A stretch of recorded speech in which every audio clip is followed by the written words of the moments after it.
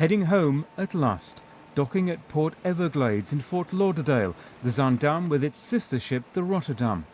It follows days of protracted negotiations with the Florida authorities over whether passengers should be allowed to disembark in the state. Chartered planes are being laid on to transport foreign nationals on the ships back to their home countries. The number of coronavirus cases is continuing to surge in many US cities. New York has taken delivery of more than 200 ambulances to help the city's fight against the pandemic. But ventilators are still in short supply, and health workers say there's a chronic lack of protective clothing. This is outrageous that we have people coming and sewing things for us, sewing masks, sewing shields, making things out of plastics. This is what we're doing now? How? I mean, that would be like a soldier going to war and making a plastic gun to bring with him. At the daily White House Coronavirus Task Force briefing, President Trump said he'd used wartime powers to order the technology firm 3M to make extra masks. And he promised more ventilators would soon be in production. We have thousands of them being built right now, and they're starting to arrive in a week and a half. But there'll be a time when we're going to build stockpiles. By the way, the states should have been building their stockpile. We have almost 10,000 in our stockpile, and we've been building it, and we've been supplying it. But the states should be building.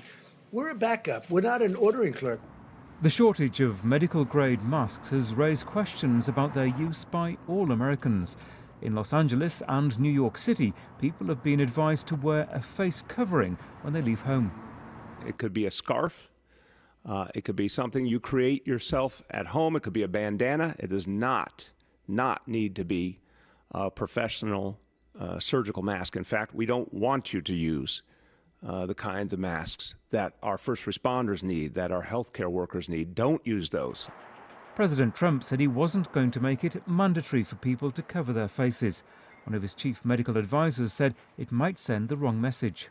We don't want people to get an artificial sense of protection because they're behind a mask.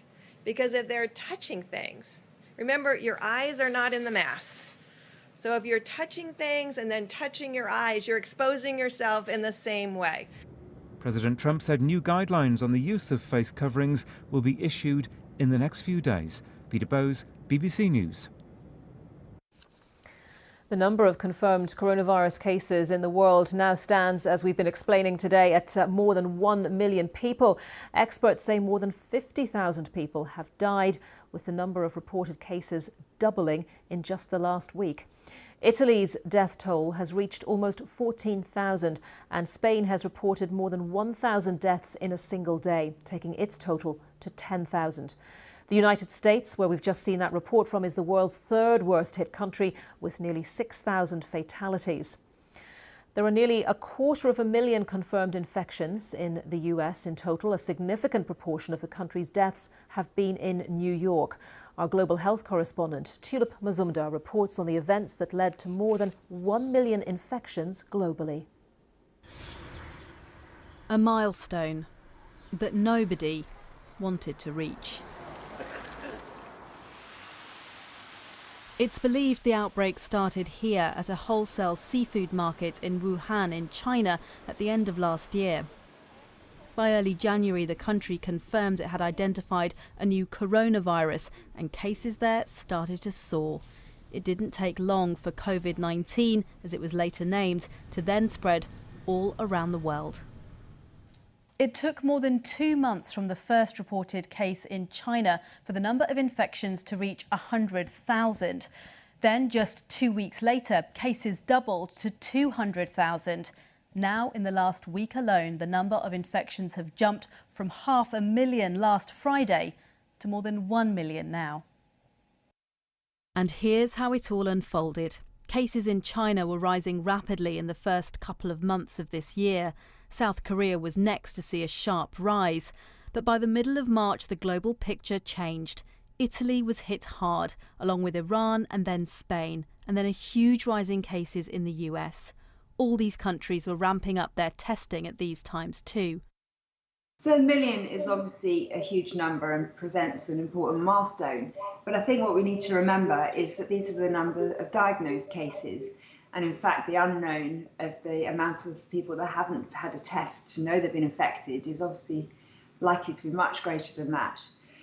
So my worry really is what this means globally, and we're keeping an eye on many other countries around the world, especially, for example, Africa, where some of the case numbers are really beginning to creep up. We've seen what happens when this virus hits countries with relatively strong health systems. In Europe and the US, medics have been overwhelmed. There are grave concerns about what will happen in countries with far weaker healthcare facilities. South Africa currently has the largest outbreak on the continent, with more than 1,400 known cases. Smaller outbreaks are also underway in countries including Burkina Faso, Cameroon and Senegal. Elsewhere, there is some very early, very cautious optimism. China says it has largely stopped the spread of the disease there, with parts of Wuhan now reopening. South Korea has also seen cases fall in the last couple of weeks. But it's still extremely unclear how this pandemic will play out, as cases globally continue to rise. Tulip Mazumdar, BBC News.